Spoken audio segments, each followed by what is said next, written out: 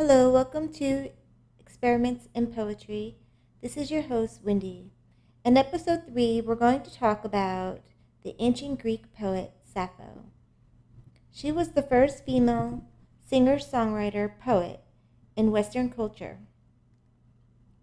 And Sappho lived in the 6th century BC on the island of Lesbos in ancient Greece. However, much about her life has been lost because she lived nearly over 2,500 years ago. Now, I chose Sappho because when I started this channel, I wanted to not only teach you about poetry and to get new people interested in reading and writing poetry, but also because I wanted to learn more about poetry. And the ancient Greek word poesis means to create, and that is where we get the word poetry from. And the poet that came up with the style of writing that most modern poets use was Sappho. So she invented romantic poetry, but not only that, in the style of lyric poetry. And so what this means is that before the time that Sappho lived, most poets wrote about, epic tales, huge historic battles, or they wrote about things of a religious nature. And also, most of their poetry was from a third-person perspective. However, in lyric poetry, in this form, the poet or the speaker is the subject of the poem. So you use the pronoun I a lot when you are writing this style of poetry. And this gives it a more personal touch, whereas the poets before her, it wasn't really from a first-person perspective.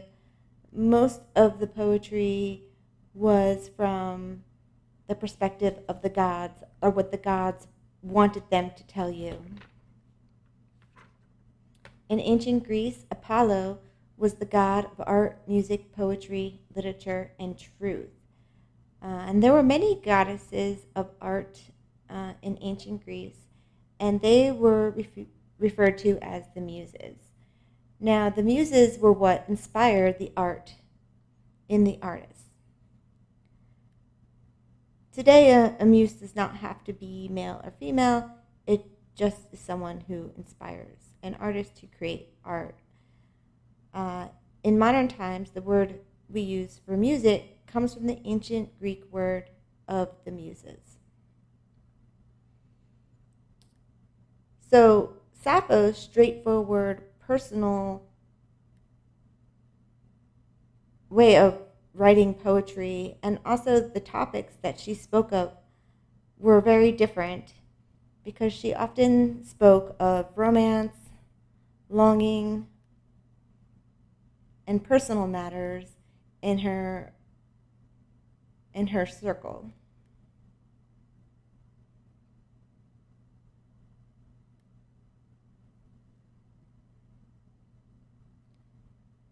Sappho was so innovative at the time that she lived that a lot of the other ancient Greeks referred to her as an actual muse herself. In ancient times, most people couldn't read or write. In fact, writing was a relatively new innovation, and so was paper. Someone would have had a great deal of wealth to even buy the ink and papyrus that the ancients wrote on. Therefore, most ancient poetry was spoken and accompanied by musical instruments. But the style of poetry that Sappho wrote was very musical.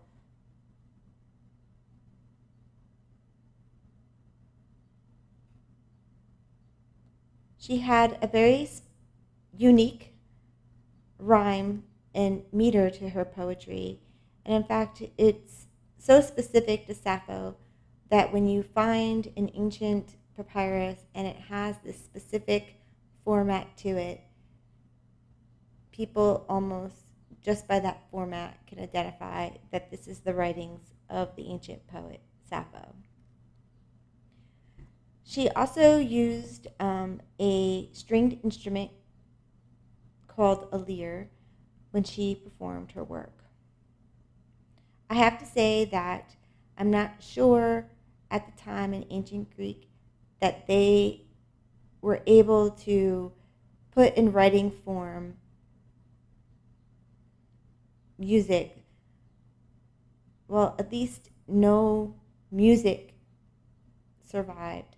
So we can't actually know or reproduce the instrumental music that was occurring when she performed. But we do have lines of her words that have survived. Sappho used an 8-string lyre called a barbiton, and she also invented the plectron, which is a guitar pick. Sappho is attributed to being the developer of the Mixolydian mode scale, which is still used today in blues and jazz music. It seems today that there is some discussion or confusion about whether songwriters are poets, but in ancient times, music could have just been an instrument playing or a group of instrument playings. But when words accompanied the music, that music was now a poem. The poems were often rhymed and had rhythm called meter in poetry, and were sung, not spoken. Here is a sample of Sappho's hymn to Aphrodite.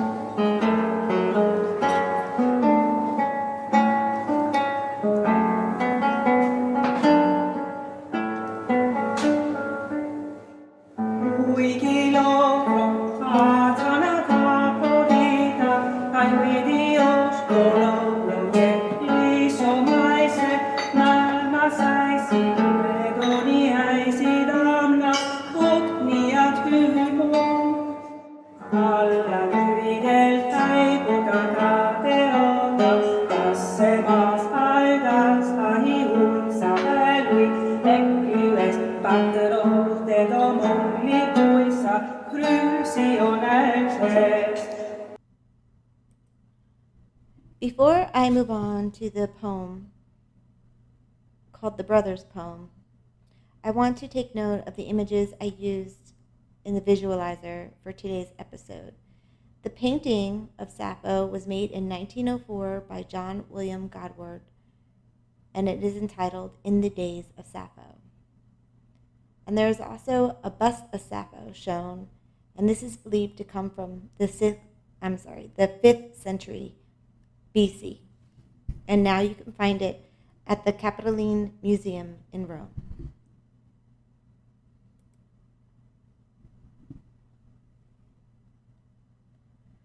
Another thing that Sappho is revered for is being a feminist and quite possibly a lesbian. I think it is important to note that we don't really know too many details of her personal life, and a lot of it is speculation. Although her poetry that exists when it is a romantic poem often features the speaker of the poem lusting after her lovers who are female, we can't quite be sure that this is from her own desires. It is believed that she might have been a priestess at the temple of Aphrodite on the Isle of Lesbos, and that she probably made a living by singing and performing at the temple, as well as marriage ceremonies. So she might have been writing these from the perspective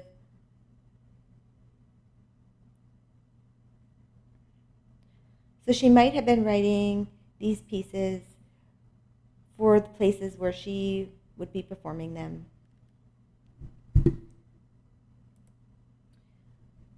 You have to also understand that Sappho didn't necessarily perform every time her poems were constructed. She had a group of followers, or apprentices, if you will, that she would mostly stay in one place and teach her poetry to others, and then they would go out and travel to the places where they were originally from and perform those poems. Through letters that have survived, it is also believed that Sappho was most likely married and had a child, though it is thought that her husband did die when she was quite young. And as for the feminist part, there was no doubt that she behaved in a manner that was different from what was expected of someone in her class at the time. Wealthy individuals wealthy females, I should say, usually did not perform in front of others outside the home.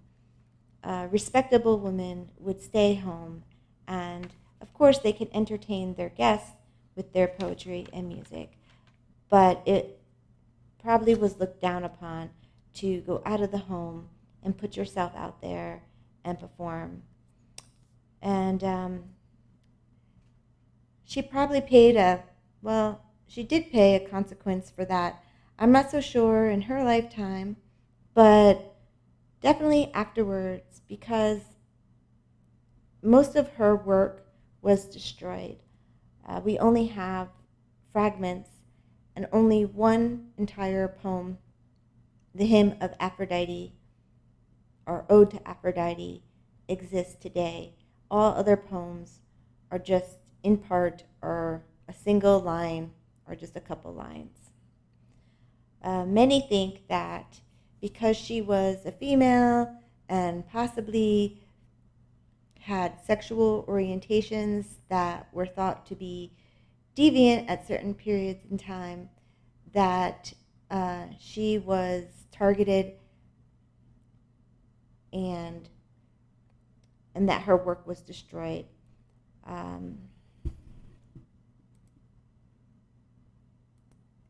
She has also been attacked quite rigorously. She has been called a high-end prostitute, a geisha, a courtesan, and flat out a whore by male poets. Maybe not at the time that she was living, because we could tell by the records that at the time she was living, she was very revered, but maybe her lifestyle or the culture changes that occurred had changed, and as a consequence, her image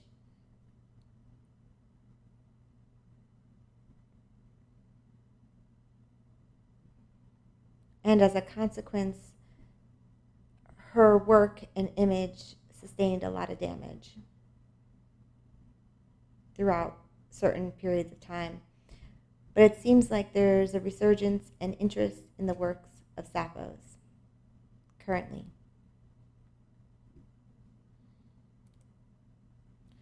So for the poem we're going to talk about in detail today, it's called The Brothers Poem.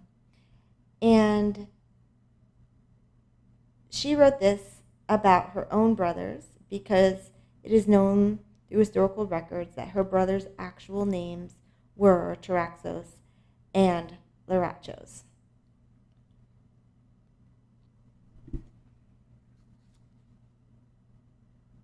So the first stanzas are, Say what you like about Charaxos. That's a fellow with a fat-bellied ship, always in some port or other. What does Zeus care, or the rest of his gang? Now you'd like me on my knees crying out to Hera, blah, blah, blah, bring him home safe and free of warts, or blubbering, wah, wah, wah, thank you. So in these first two stanzas, I find it quite interesting because the feeling that Sappho is giving out is straight up anger at the gods and at her brother, Charaxos, and not only that, contempt. I had a typo in my poem-only video for the brothers. It wasn't a flat F-L-A-T bellied ship. I should have written a fat F-A-T bellied ship. So I'm putting that out because I don't really think she's talking about his ship here. She's talking about him and basically saying that, he's a fat guy. And then who always has his port, or he's always in some port or other. And I believe that has a sexual connotation. Historical record shows that her brother was possibly quite the womanizer and jeopardized his whole entire family, who were dependent on the elder brother financially, because he would purchase women. At the time, in ancient Greece, slavery did exist, and it was a very common thing to purchase sexual concubines. And when he would come across a woman that he fancied, it wouldn't be beyond him to give the contents of his whole entire merchant ship, because he was a merchanteer, in order to purchase that lady. And so she's basically, calling out the fact that, he is basically so lusty that he can't think straight, and he's more interested in parking it in a port than his duties.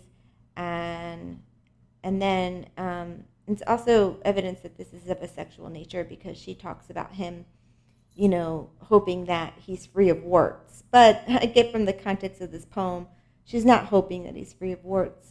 As a matter of fact, she's not even praying for it, that he's free of warts. In fact, I think, maybe she wants him to have warts. She wants him to have some consequences to it. Why else would she be ridiculing the gods? And not only any gods. Zeus is the king of the gods, and his wife is Hera, and so she is the queen of the gods. And she's also angry at them because, they don't seem to care about her plight. So go on to the next verses. Thank you for curing my liver condition. And she's speaking to Hera there. Good grief, gods do what they like. They call down hurricanes with a whisper, or send off a tsunami the way you would a love letter.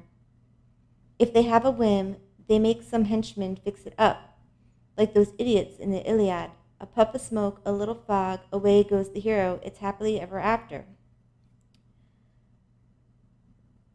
So I'll bring up this point later in more detail after I finish the poem, but I feel like here she's kind of irritated because, I think she's kind of pointing out that the gods can do whatever they like, and basically she can't, and her family can't, and that goes for her brothers too.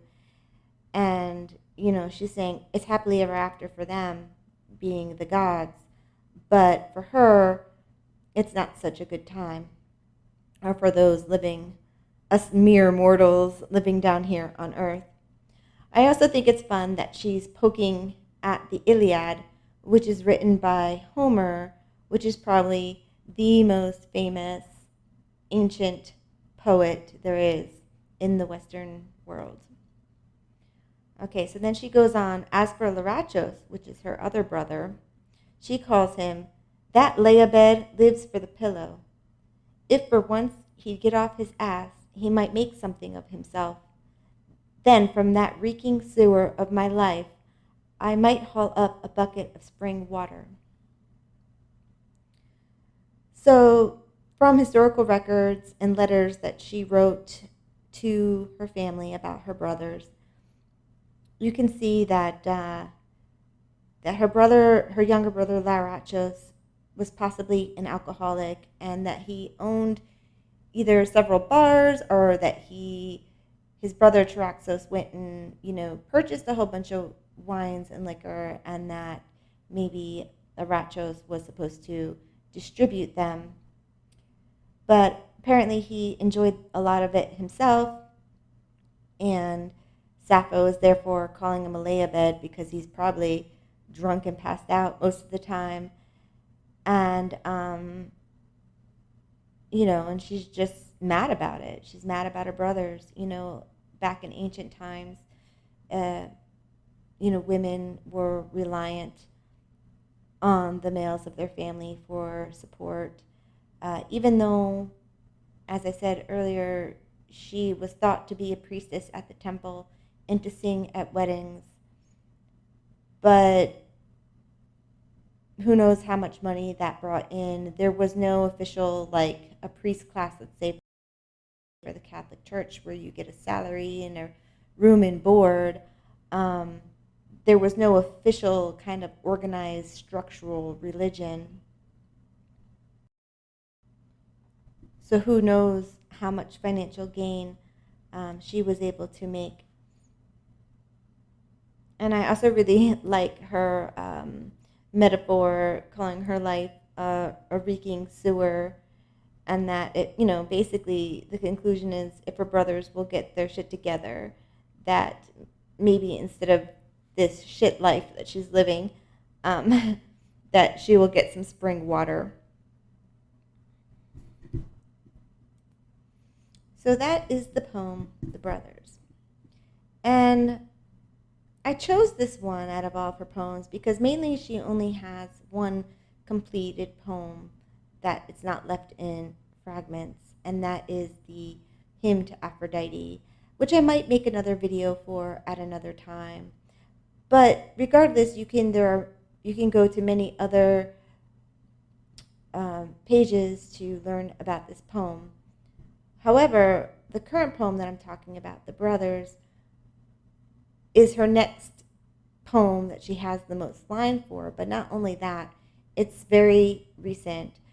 It was just verified and authenticated as Sappho's work in 2014. So there's not a lot of other videos about this poem.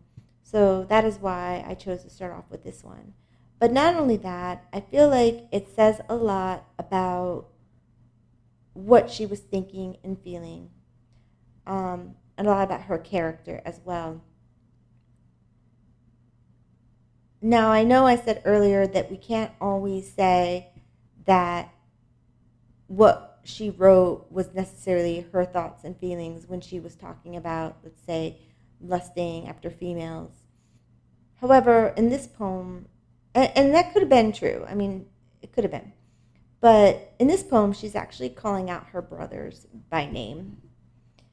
And I thought this was really interesting because it's an outward aggression and anger. And it probably goes a little bit past that, because even in modern times or any time in history, it's pretty bold when you basically call out someone by name and you point out their flaws.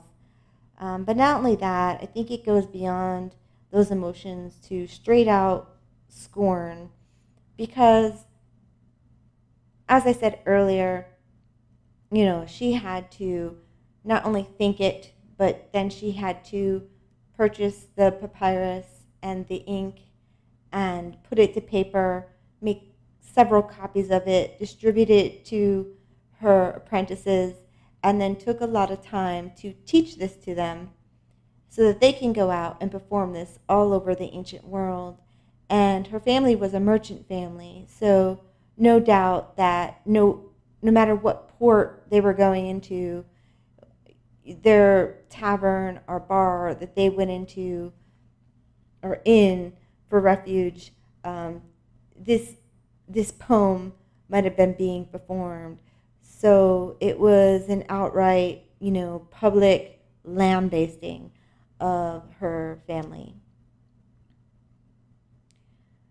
So why would she do this? I mean, so I know this isn't a popular opinion because, it's supposed to be she's this powerful lesbian feminist. But I think this poem is showing, now that still might be true, but I think that this poem may indicate that she was very unhappy with her life. And of course, this is just speculation, but this is all we have because she lived 2,500 years ago. But I just feel like there's so much anger and resentment here towards her family that, she probably did get some pushback from society, as we know that her works did later on get destroyed. And, an upper class woman having to go out and work might have been some shame for her. And not only that, because she was out of the house working, people automatically would think that you were, a whore or a prostitute, since this was the most common profession of women at that time. So I'm not necessarily saying that she was those things. She might have been, which might have triggered this kind of animosity towards her brothers. But she might not have been, probably wasn't. But in the eyes of her fellow citizens that lived at that time, that certainly might be the way that they viewed her. And I don't know if I said this already, but, her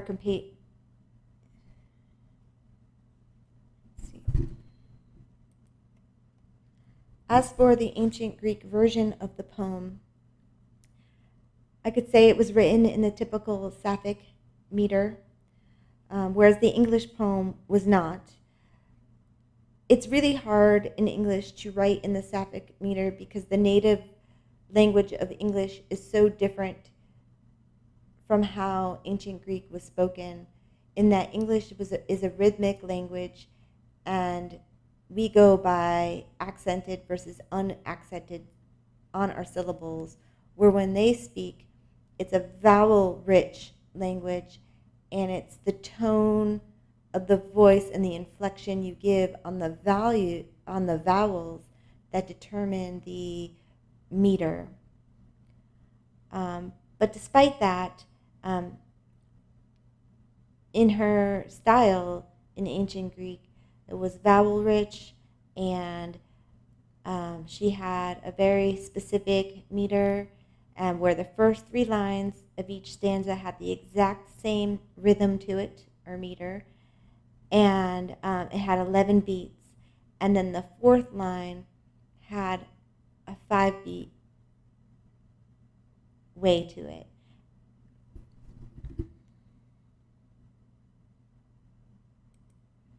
I will probably try to produce a Sapphic for a later video where I can go more into the Sapphic meter.